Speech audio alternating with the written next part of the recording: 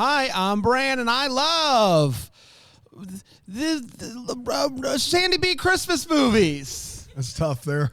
What are you going to do? I'm Dan. I despise Sandy B Christmas movies. No. I'm Alonso, and Daniel had a teenage crush on Sandy B, and this It's the Deck the Hallmark Podcast. Deck the Hallmark, it's his podcast. Brandon and friends host this podcast. We hope you like this jolly podcast.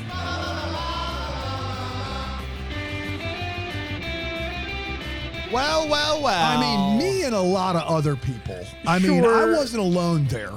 I know, but sometimes you just got to address the elephant in the room That's right. before That's fair. you even. Listen, more than fair. I will say maybe a lot of people did, but how many of them printed out Oh my pictures God, of this is them ridiculous. in the library of their Christian school? How many of them? ridiculous. I don't know. I don't know that number. I know of at least one. We've not told that story on Deck the Hallmark. is that before. true? That's true. Okay, Oh, well, But Well, now it's for everybody. So cool. Hello, world. Awesome. Dan, do you want to just go ahead and tell the story? When I was in since- 8th grade, a Yeah. buddy of mine and I, Ryan Cook, if you're listening, Oh, Ryan. he called them out. Shout By out name. Ryan Cook.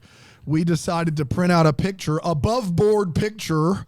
I literally don't know even if there are salacious pictures of Sandy Sure B you out don't. there. Sure you above don't. board picture in 1998 ish of Sandra Bullock for our lockers. And as it was printing in the library, one of the pastors of the church came over, and instead of us having a picture of Sandra Bullock, we instead got a full talking to about adolescence. So Oh boy. there we go. Yeah. Look, 98, that's like circa what? Forces of Nature? I mean, for Yeah. peak Bullock. some might Yeah. say. It's the 98 Sandy B movie's not like, we're talking like Hope Floats-ish, Forces of Nature. 2 If by Sea. 28 days later, or 28 days. Is The it? biggest Yeah. crime is Like, in 98, that printing took at least 20 minutes to finally actually come out of the printer. So what a waste. It was What a waste. Yeah. It was dot matrix. It was a whole, yeah. But here we are in 95, a much, right. a much better vintage per se of, you had the net, speed, and while you were sleeping. That establishes the legend that is for sure. Sandy B, right? And the breakout year. yeah, apparently while Alonso was sleeping, this movie came out because he had never seen it before.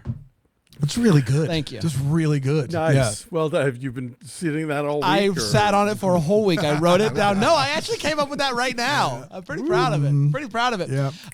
This is I consider it a classic. I've seen it quite a few times. I love this movie, so Yeah. I'm excited to dive I'm into fascinated it. Alonso's take. I'm very excited about it as well because for as many like Hallmark movies as and those type of movies have ripped that parts we of this off. we've- Oh, yeah. well, I was just going to say, for as many like Hallmark movies as I've watched with Alonso and talked about, we haven't done like a ton of like classic rom-coms. So I'm happy to get to go back and do one of these with you. We're talking While You Were Sleeping. It originally premiered in the theaters on April 21st, Classic 1995. That's right. April Prime 21st. Christmas. And it went a little something like this.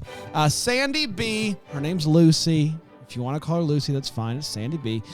She works at as a train attendant and is a hopeless romantic and always wanted the type of love that her and her dad and her mom had with each other. And she is in love with this guy that gives her a token every day to ride the train, despite the fact that they have never spoken to each other. And he's literally never even looked at her in the quick montage that we have. Really good lesson here. She has to work on Christmas Day, and she sees the hunk walk by. This time he does look at her and says, "Merry Christmas." She then sees him get attacked and robbed by these fellas, and he falls down onto the tracks, and she runs over to check on him. He is now unconscious, so she jumps down, gets on top of him, and does the old roll off That's right. situation, which is very impressive. And she saves his life. But unfortunately, Peter still ends up in a coma. He's at the hospital, and through a series of misunderstandings that begin with the nurse overhearing Lucy saying to herself, I was going to marry that guy. Now the nurse believes that they were engaged, and so when Peter's family shows up, there is now a huge confusion about the fact that he not only is in a coma, but he's also engaged to this woman that they had never met before. And so Lucy is now in a tough spot here because she could tell him the truth, or she could just kind of keep it going. And she's worried that Grandma's going to have a heart attack. So she's like, maybe I just gotta roll with this thing.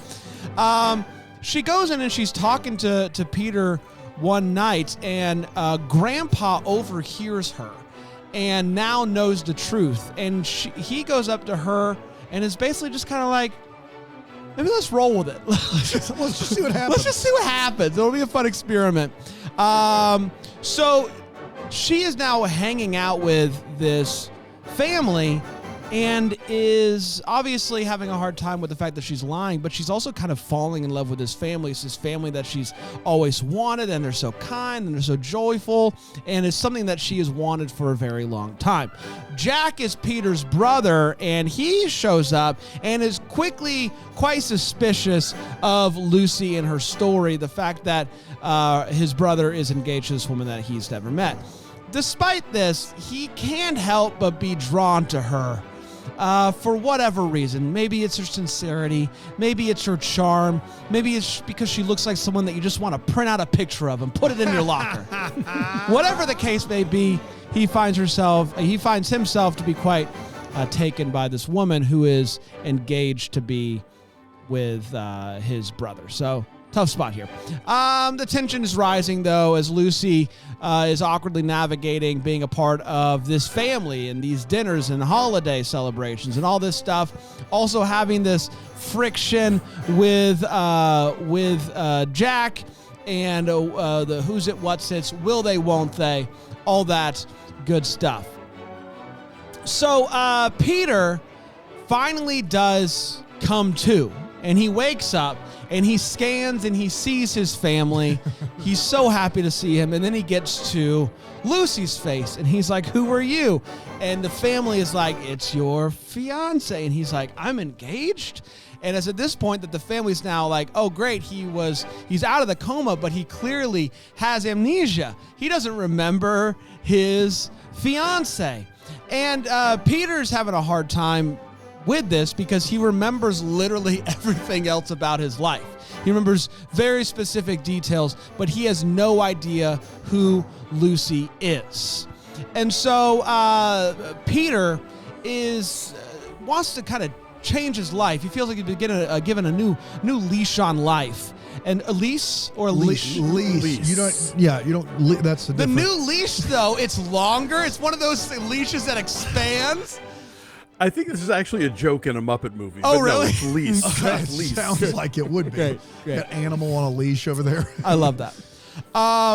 So one day he's lying in the hospital. He's deciding that he's basically just gonna fall in love with Lucy and be with her. It makes the most sense. His real fiance, ex-girlfriend, whatever, she comes in and is like, who are you with? I found out that you were engaged. What's going on?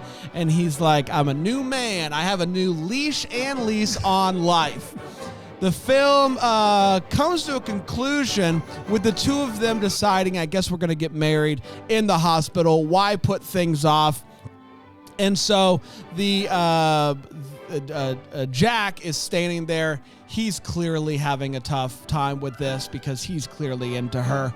And she walks down the aisle and she finally tells the truth, much to Jack's dismay. Can't believe it. And she leaves, assuming that she's never going to see Jack. A runaway bride situation. Yes, that she's never going to see Jack or the rest of the family ever again. That is until one day she's at work, and instead of a token being put in the little thing, a ring is dropped in there. She looks up, there's Jack, the rest of the family is there, and he comes into the booth, asks her to marry him, and then we cut to seeing them on their wedding day, heading off into the sunsets on a train, and it all happened while you were sleeping. And that, my friends, was While You Were Sleeping. We did it. Much to the chagrin of producer Aaron Shea, as well as I would assume many others out there, no mention of Joe Jr. I didn't mention Joe Jr. in the no. entire synopsis. Well, I figured we talked a good bit about Joe Jr. throughout. Okay. I was just All kind right, of trying to. Didn't make the cut. I was just trying to He's keep in it. 80% of the movie didn't make the cut. I know. I was trying to keep it to. All right, fair. I'm sorry. He's B story. He's Come B on. story. I'm sorry. Yeah. I'm sorry. Yeah. Let's take a quick break. We'll come back. We'll talk a lot about Joe Jr., a little bit about this movie here on Take the Hallmark.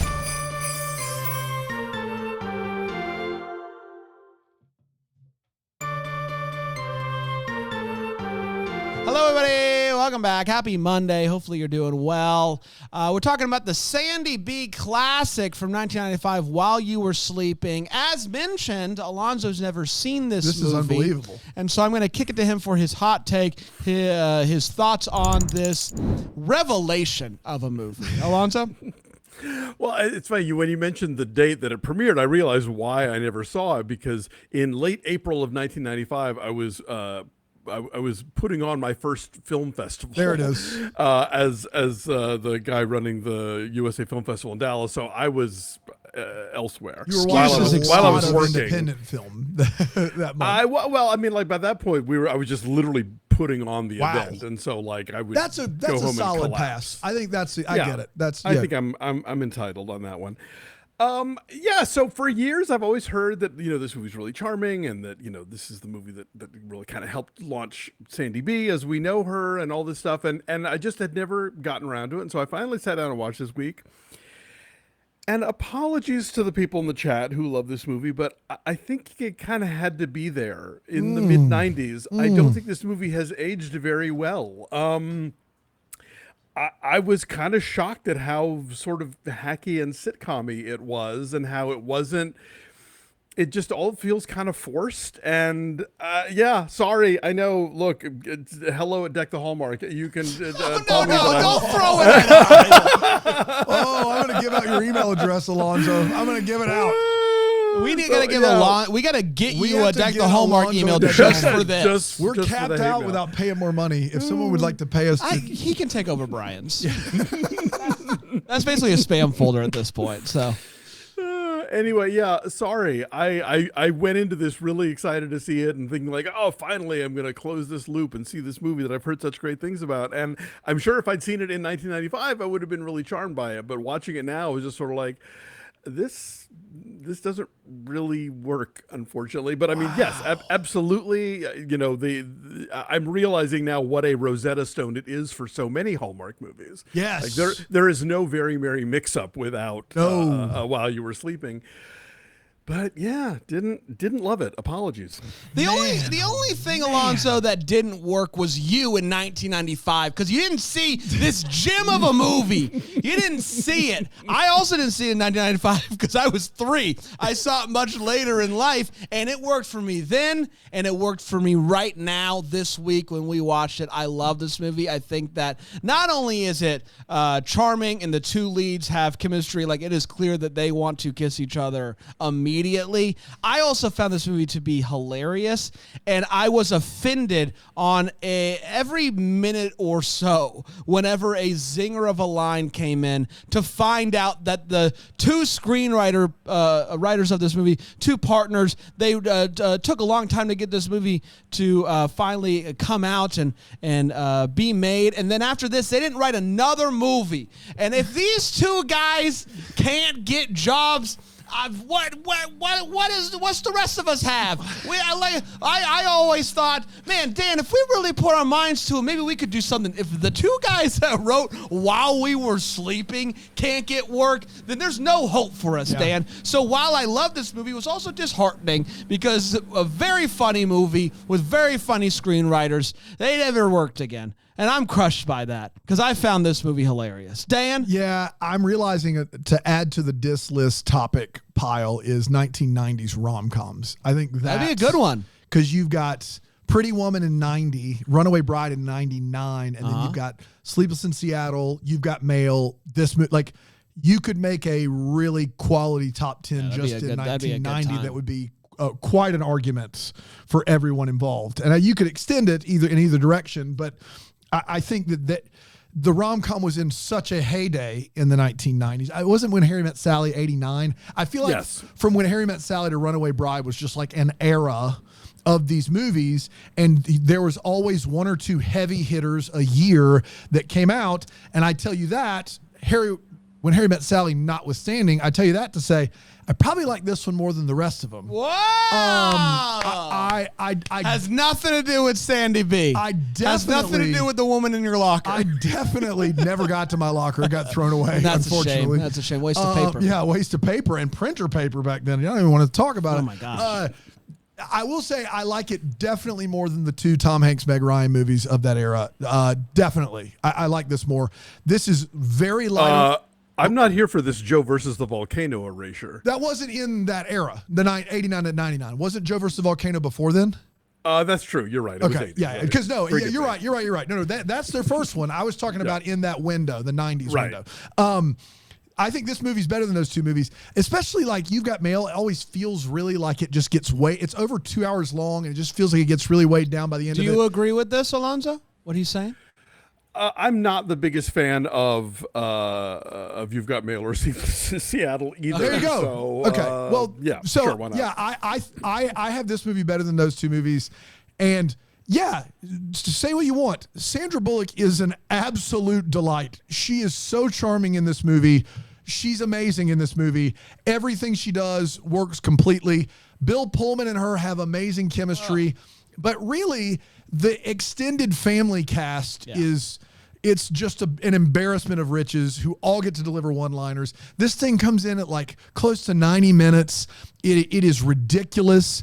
And part of the reason this works, I said this while we were watching the movie, but in these movies where this one person is lying and decides to keep the lie going, I usually end up just pulling against them for whatever reason. The reason that didn't happen here is not because it's Sandy B. It's because they do this thing where the grandfather knows it's a lie and he encourages her to keep lying, which is a wait what, but also it makes it a lot more sincere when you can tell that she's torn and then the grandfather's like, I've never seen the family this happy. Just keep lying for the love of everything good. He's the dad's friend, let's be clear. He's the godfather, not grandfather. The godfather, excuse me. The godfather, tells her to keep lying. And I love that element of this story. It has launched 1,000 ships of bad Hallmark movies, and I'm sad about that. But are you kidding me right now? Bill Pullman, Sandy B, this cast, there's some fun pratfalls in this movie. It is what a rom-com should be from that era. I'm a big fan. It's time for all the feels. We're talking about what in this movie gave us those feels. Alonso. So the movie opens with the Natalie Cole classic "This Will Be," and at first I thought, oh, are we? Isn't that kind of a knee-jerk thing for rom-com? And then I looked it up. This is the first movie to use that song. Wow! So it's like, okay, I mean, history. There's a real history here. Points to While You Were Sleeping for that one. As a Catholic, I thought the scene where they're in church and they're having a conversation but still know when to blurt out the responses was very funny because, it's very structured, the Catholic Mass. Yeah. So like after a few years, you know exactly when you're talking and when you're not talking. Let's go live to expert on Catholic Masses, Alonso Duralde. Alonso opened that by saying as a Catholic, too. It's been an eventful week for Alonso. Severely lapsed, believe me, but... I did my time as a child. Fair. Okay. Do either of you know this was a hugely popular mega hit movie? Do you know the movie Love Story? Yes. The Taylor Swift song, yes. No. Okay. Came out in the early 70s, was one of producer Robert Evans's big hits before The Godfather came out even. Ryan O'Neal, Ali MacGraw, very old-fashioned, kind of like he's rich, she's poor, they fall in love, and and then she dies. But the thing about the movie is, and people started referring to it as Ali MacGraw syndrome, the further into her leukemia she gets, the more beautiful she becomes. Sandy B totally has Ali McGraw syndrome in this movie, where like the more into the lie and the more into this fake relationship she gets, the better she looks. That's true. Her hair gets nicer, the makeup, like it was stunning to track the her aesthetic over the course of this film. Like she just gets more. They try as hard as they can to frump her up at the beginning, but over the course of the movie, she just gets like hotter and hotter, and then they try and dial it back down again in the moment where it seems like she's ever going to see the family again. But I kind of admired that sort of old movie grift of like, oh, she's so plain, and then of course she's a good movie star. segue because it actually I was going to bring this up. Oh my gosh. feels is actually the frumpiness that is Sandy B towards the beginning of this movie, because the messy hair, the big giant sweatshirt.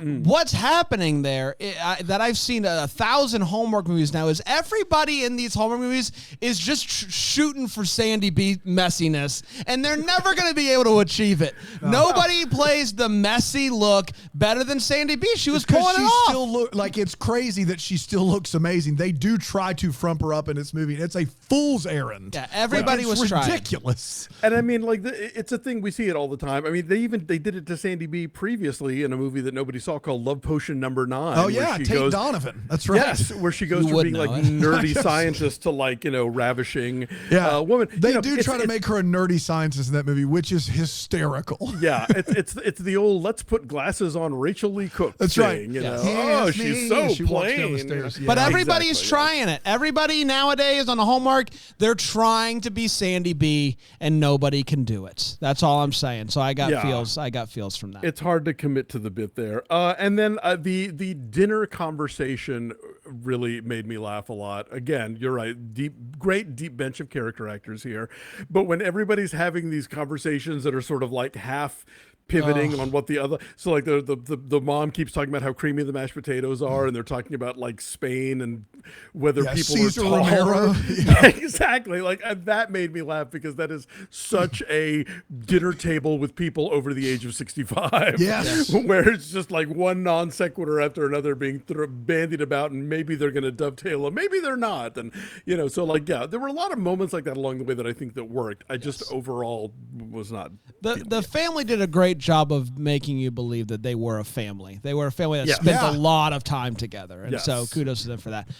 Dano, do you have any? Yeah, well, I think more specifically, it's Peter Boyle and Jack Warden at the dinner table that I found to be like, yes, the occasional piping in of these mashed potatoes are so great. It's fantastic. But those two, it is like they are oblivious. They may as well be in a vacuum somewhere. And it is just fantastic. And those two. And Glynis Johns is having her own conversation. Yeah.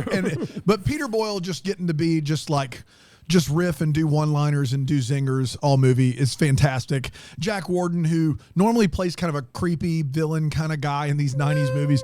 Does he not? Oh, in the 90s, yeah, maybe. My version of Jack Warden. And so him being the kind, like the omniscient character in this movie on the family side is a lot of fun. I enjoyed that a ton. And then the aforementioned Sandra Bullock, who both of you already said, but this is not the first nor the last time they try to do this with her, like Love Potion Number 9, but also Miss Congeniality, where they try to be like, look at this barely woman over here, and you're like, that right there, that's the 0 of 10 we're starting with. Stop it, get some help. Like that's, and it was her bit for a decade. I mean, if she now they're doing it to Anne Hathaway all the time. Yeah, so it is wild that somehow she makes that work, but she does. So yeah. And listen, we get it. Like as two guys, people are always trying to make us look. You know how many scripts we've turned down? That's like we can't. We can't. Like we want it to be That's believable. Right. That's right. We want it to be, Yeah. And so for us I'm to gonna be look like a 10 if you make me look like a 0. There's nothing I can do. I've said that so many times. For someone to think that we could play the everyman is crazy. I mean, Brand, we did see you with your beard straightened that time. Yeah, that's true. Maybe that might be the way to go. That's right. right. Get you to an 8, but I mean, no lower. They've also seen me with my shirt off, though, Alonso. I mean, listen. You're right. There's what's left. Yeah, I know. Right. Let's take a quick break. We'll come back with the wait, what the Hallmark. Huron, take the Hallmark. The Hallmark.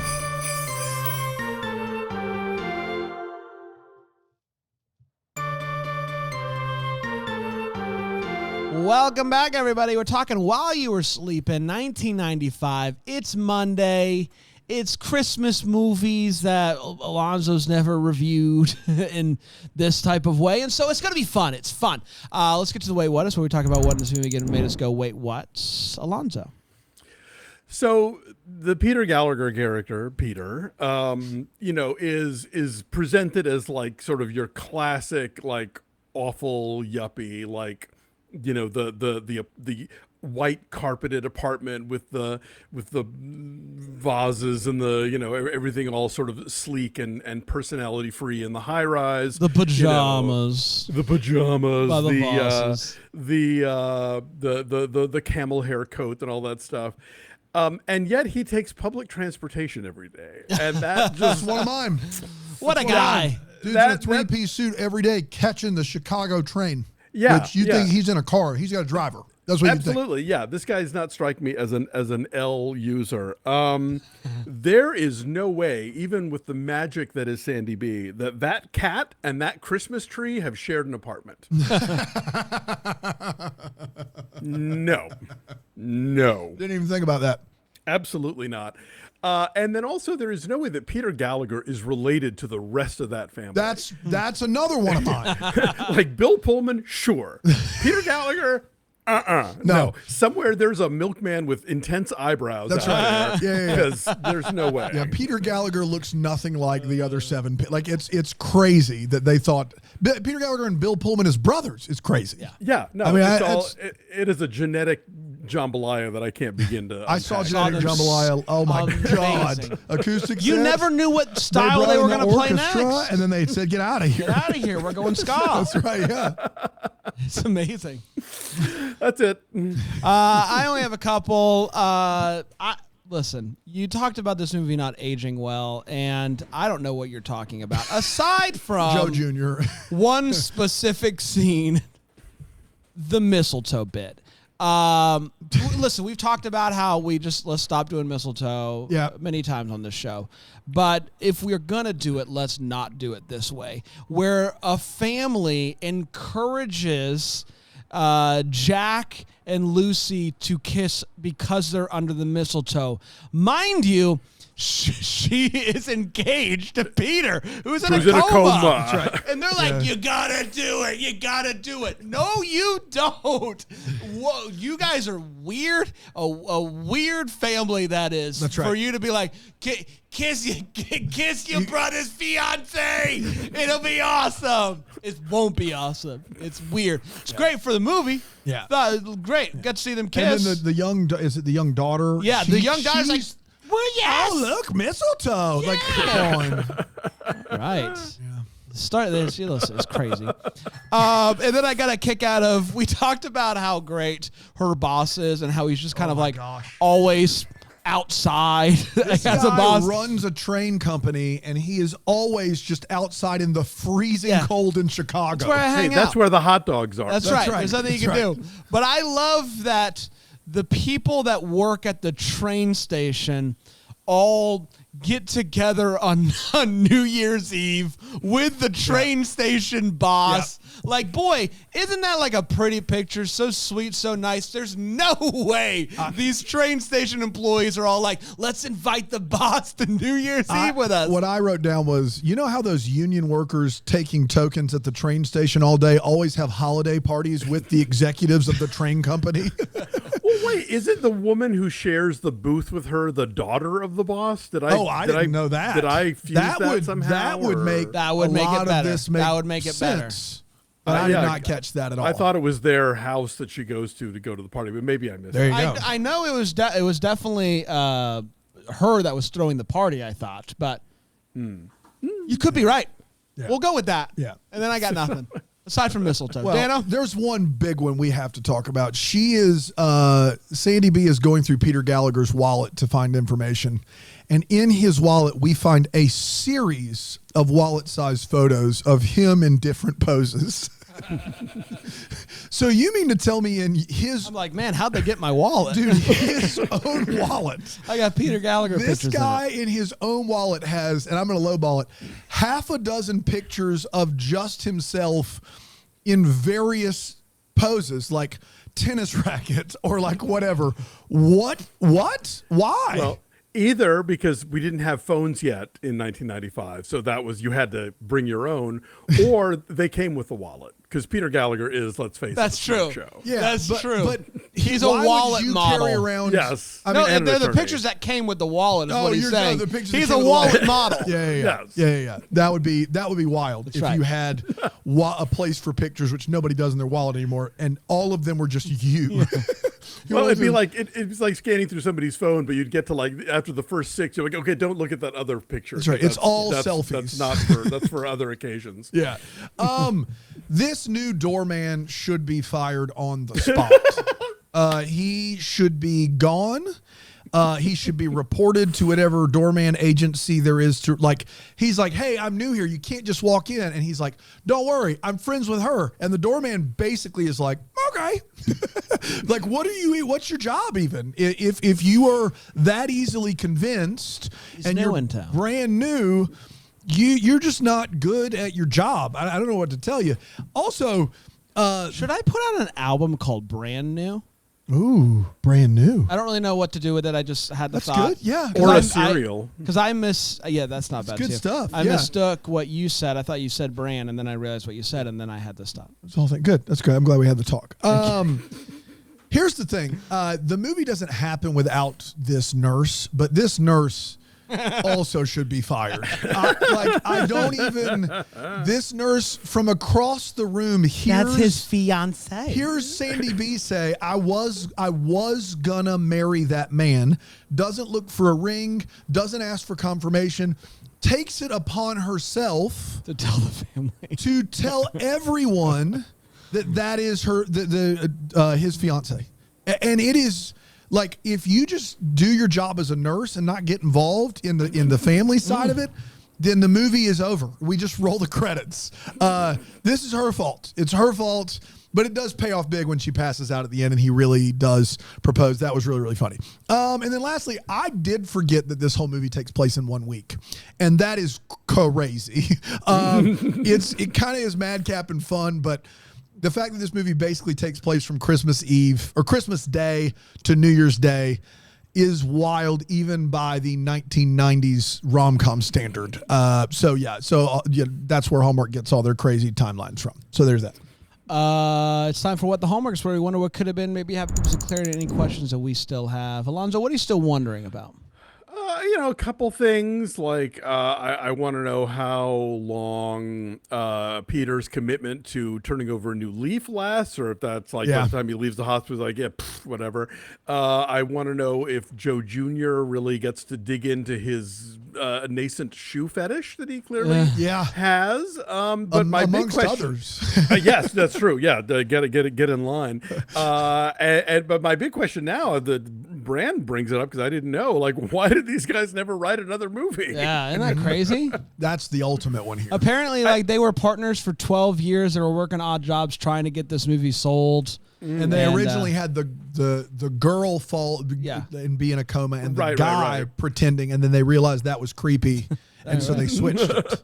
Now, is it the kind of thing where like they never got another screenplay produced, but they've doctored a lot of other comedies? They have or something? zero Literally their only IMDb credits. They left the industry. They don't have any credits in any field, producer, writer, nothing. They are just in the private sector, not working on movies. Isn't that wild? Whew. It's Okay. crazy. It's crazy. Yeah. Obviously, Joe Jr., what's he doing? Well, Did he find love? I hope so. But also, at the end of this movie, they get on the train, and there's the thing on the back of the train that says "just married." Yep. And is that something that you can do? Can you rent out a train? If you work for the train, be like, company, hey, we're gonna sure get they would we're make gonna it get work. the thing. She's got an in with the boss. She does have an in with the boss, yeah.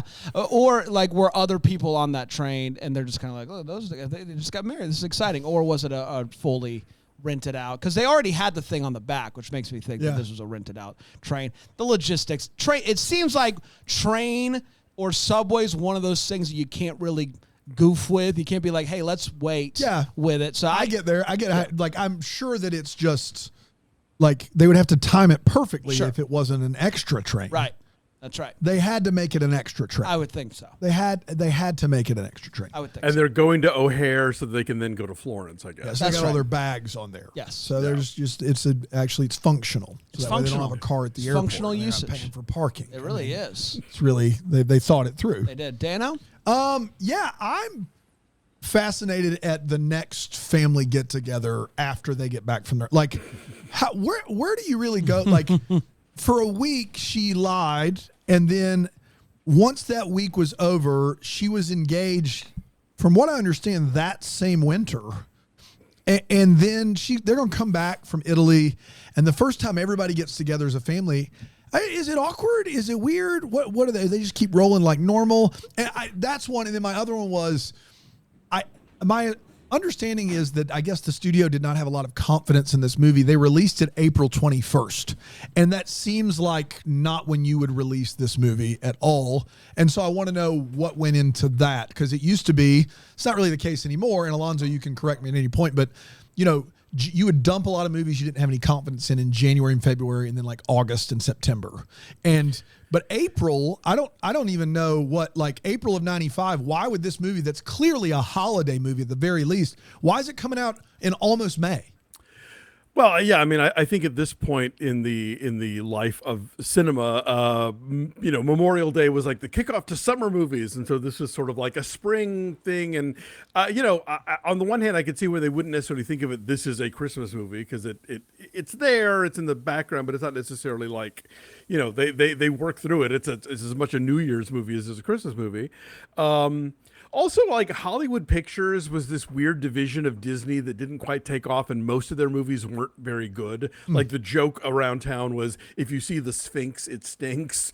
And a couple of years earlier, they had released The Ref, which also stars Dennis Johns, Leary, in March. So who even knows? Brandon, you've seen The Ref, yes? I actually haven't seen The Ref. It's been on my list of Christmas movies I haven't seen. We have to do that for a Monday. Well, fun stuff. Oh yeah, sorry. It's in the book, but I mean, I'm a big fan of that movie. Yeah. Well, I'll watch The Ref. You watch Jingle All the Way. We'll have I've ourselves seen a day. Jingle All the Way. I know, but it'll be fun. I'm just really. Anyway, all that to say, I don't know what they were thinking with April, but obviously it paid off anyway, and I think it goes to show you that if people like a movie, they'll come see it whatever time of year. Well, I had the distinct memory of seeing this movie in the theater at a dollar theater while my family was at the beach. And I was like, why would I have been at the beach when this movie came out? It all makes sense. And then now you The release April April release. 21st. The dollar theater usually would go there 6 or 7 weeks later. That's Exactly. prime beach time. beach So now time. it makes sense. It all tracks. There you go. We did, everybody. Congratulations. Next week, we're heading back to 2016 for a movie I've never seen nor heard of called Believe. What does that mean? Oh, you'll see. Oh, I can't I've wait. not seen it either. I can't wait. It's going to be a lot of fun. We'll be back next Monday with that, and we'll be back tomorrow with another episode of Deck the Hallmark. Until then, we were the first to wish you a Merry Christmas. Deck the Hallmark's a Bramble Jam podcast is produced by Aaron Shea. For more information on Deck the Hallmark, you can go to deckthehallmark.com. For more information on the Deck the Hallmark family, you can go to bramblejamplus.com. Deck the Hallmark is presented by Philo TV. For a free trial of Philo, go to philo.tv/DTH.